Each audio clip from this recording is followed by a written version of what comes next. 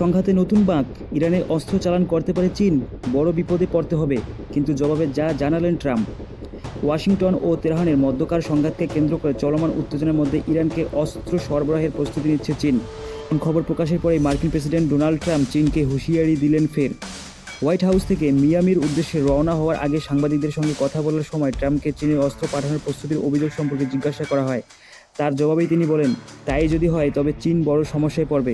ঠিক আছে। এক প্রতিবেদন অনুসারে মার্কিন গোয়েন্দা সংস্থা ইঙ্গিত দিয়েছে যে চীন আগামী কয়েক সপ্তাহের মধ্যে ইরানকে নতুন বিমান প্রতিরক্ষার ব্যবস্থা সরবরাহ করার প্রস্তুতি নিচ্ছে।